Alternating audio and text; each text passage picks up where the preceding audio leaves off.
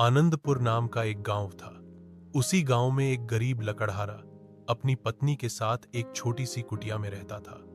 रोज सुबह वह जंगल जाकर लकड़ी काटता, फिर दोपहर को लकड़ी बेचकर उससे जो थोड़ा बहुत पैसा मिलता उसी से राशन लाकर घर में देता। तभी जाकर घर में चूल्हा जलता, वरना उन्हें भूखा ही सोना पड़ता। लकड़हारे की पत्नी तंग आकर उससे रोज कहती कि कोई और काम कर लो, मगर वह हर बार टाल देता। उसे तो सिर्फ लकड़ी काटना ही आता था।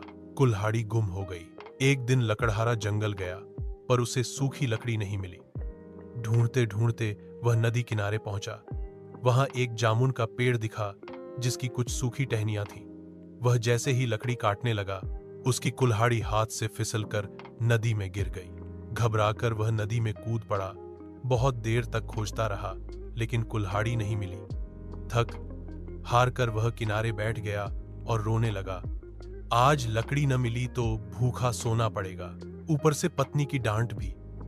वह और जोर से रोने लगा। भगवान की परीक्षा उसे रोते देख भगवान प्रकट हुए।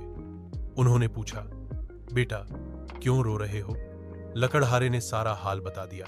भगवान ने नदी में हाथ डाला और एक सोने की कुल्हाड़ी निकालकर कहा, ये लो तुम्हारी कुल्हाड़ी।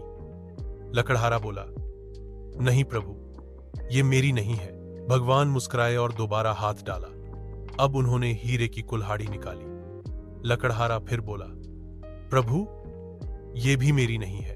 तीसरी बार भगवान ने साधारण लोहे की कुल्हाड़ी निकाली। लकड़हारा खुशी से बोला, हां प्रभु, यही मेरी कुल्हाड़ी है। भगवान उसकी ईमानदारी से प्रसन्न हो गए और उसे तीनों कुल्हाड़ियां देकर अंतर्ध्यान हो गए।